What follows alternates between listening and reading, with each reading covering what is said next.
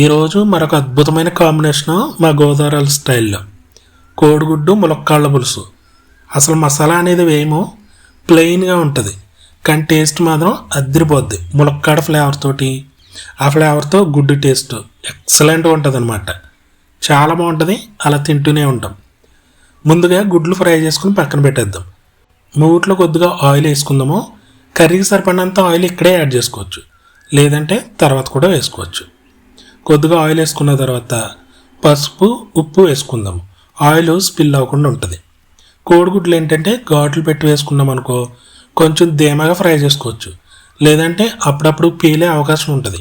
అందుకని వీటిని లైట్గా ఫ్రై చేసుకుంటే చాలు, సరిపోద్ది. మరీ ఎక్కువ ఫ్రై చేసుకున్నాం అనుకో రబ్బర్ ముక్కలా సాగుతాయి అనమాట, అప్పుడు అంత టేస్ట్ ఉండదు. బాగా ఫ్రై అయింది కదా, పక్కన పెట్టేద్దాం. ఇప్పుడు ఈ ఆయిల్ చూసుకుని మనం ఆయిల్ యాడ్ చేసుకోవాలో లేదో మనకు అర్థమైపోద్ది కదా. ఈ ఆయిల్ అయితే మన కర్రీకి సరిపోద్ది. కొద్దిగా కరివేపాకు వేసుకుని చిటపళ్ళు ఆడిన తర్వాత 2 మీడియం సైజు ఉల్లిపాయలు సన్నగా తరుక్కున్నాం. ఇవి వేసుకుని ఒక్కసారి తిప్పేసి మూత పెట్టేద్దాం. జస్ట్ ట్రాన్స్పరెంట్ కలర్ వస్తే చాలు.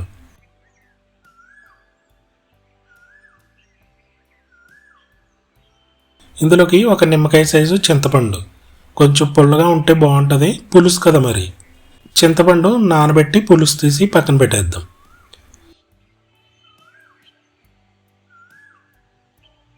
ఉల్లిపాయ ముక్కలు చక్కగా ట్రాన్స్పరెంట్ కలర్ వచ్చేసినాయి కదా, ఇలా సరిపోతుంది. మరీ బ్రౌన్ కలర్ అవసరం లేదు. పులుసు కదా, ఈ విధంగా ఉంటే చాలు. ఇప్పుడు ఇందులో 2 మీడియం సైజ్ టమాటాలు సన్నగా తరుక్కుని వేసుకున్నాము. ఇలా తరుక్కోవడం వల్ల త్వరగా మగ్గుతాయి అన్నమాట. ఇదంతా ఒకసారి కలిపెట్టేసి మూత పెట్టేద్దాం. టమాటా ముక్కలు మరీ ఎక్కువ వేసుకోకూడదు, మళ్ళీ ములక్కాడ టమాటాలాగా అనిపిస్తుంది మనకి. మనం ఎలాగో మన కర్రీలో ములక్కాయలు బాగా ఎక్కువ వేస్తాం కాబట్టి ఈ టమాటా ముక్కలు సరిపోతాయి. ఇవి చక్కగా మెత్తగా ఉడికిపోయినాయి కదా. ఇప్పుడు పచ్చిమిర్చి యాడ్ చేసుకుందాం. ఒక 4 పచ్చిమిర్చి, కొంచెం స్పైసీగానే ఉన్నాయి ఇవి. ఇవి వేసుకుని ఒక్కసారి తిప్పేసి 3 ములక్కాళ్ళు తీసుకున్నాను. ఈ సైజ్ కట్ చేసుకుంటే బాగుంటుంది. వీటికి పై స్కిన్ ఉంటుంది కదా, ఇది మొత్తం తీయకూడదు. తీసామన్న పేరుకి కొంచెం తీయాలి అంతే, అప్పుడే మంచి ఫ్లేవర్ ఉంటుంది. కొంతమంది ఏంటంటే మొత్తం తీసేస్తారు. అలా తీయడం వల్ల చాలా పోషకాలు పోతాయి, దానికి తగ్గట్టు ఫ్లేవర్ కూడా అంత అనిపించదు. ఆ పై స్కిన్లోనే ఉంటుంది మొత్తం అంతా. ఇవి వేసుకుని ఒక్కసారి తిప్పేసి ఆయిల్లో కాసేపు ఫ్రై అవనిద్దాం. చక్కగా కుక్ అయినాయి కదా. ఇప్పుడు తగినంత కారం, పసుపు, కళ్ళుప్పు ఏంటంటే టేస్ట్ని పెంచుతుంది ఎప్పుడు కూడా. ఇదంతా ఒకసారి కలిపెట్టేసి 1-2 నిమిషాలు అలా వదిలిపెట్టేద్దాం.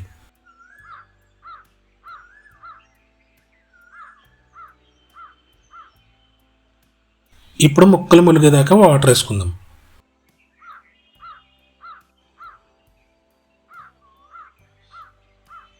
పులుసు అయినా కూడా వాటర్ అనేది ఎక్కువ వేయకూడదు ఎప్పుడూని. సిమ్లో పెట్టి ఉడికించుకుంటే చక్కగా ఉడికిపోద్ది. ఇదంతా ఒకసారి తిప్పేసి పులుసు మరిగేదాకా ఉండనిద్దాం.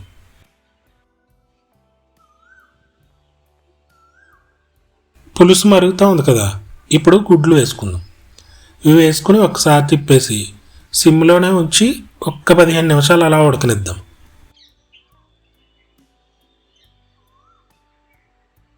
ఫాస్ట్గానే కుక్ అయిపోతుందిలే. మనం ఎంత పులుసు తీసుకున్నామో దాన్ని బట్టి మీడియం ఫ్లేమ్లో కూడా వండుకోవచ్చు.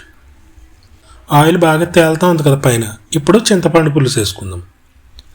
పులుపు అనేది మరీ ఎక్కువ వేయకూడదు, బాగా పుల్లగా అయిపోతుంది. అప్పుడు ములక్కాడ ఫ్లేవర్ అనేది చచ్చిపోద్ది అనమాట. అందుకే కూరకు సరిపడినట్టు కొంచెం తగ్గించే వేసుకోవాలి. పులుసు అంతా ఒకసారి తిప్పేసి బాగా ఉడకనిద్దాం. ఆయిల్ కొంచెం పైన తేలుతూ ఉంది కదా, అలా సరిపోద్ది అనమాట. ఇప్పుడు కొత్తిమీర తరుగు వేసుకుందాం.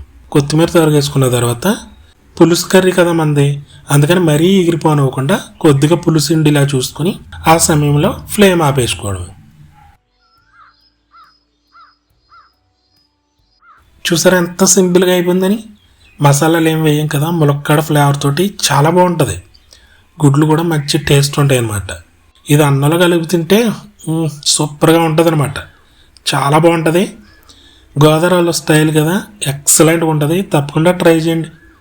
మసాలా వేస్ట్ చేసేవి ఇంకా వెరైటీస్ ఉంటాయి, అవి మరొకసారి చేద్దాం మనం. ఇదైతే మసాలా ఏం లేదు కదా, చాలా బాగుంటుంది. ములక్కాడ ఫ్లేవర్ తోటి అద్దరిపోద్ది అనమాట. ఇంకా మన ఛానల్కి సపోర్ట్ ఉండే ఛానల్ సబ్స్క్రైబ్ చేసుకుని బెల్ బటన్ నొక్కేయండి, నోటిఫికేషన్స్ వస్తాయి. లైక్ చేయండి, షేర్ కూడా చేయండి.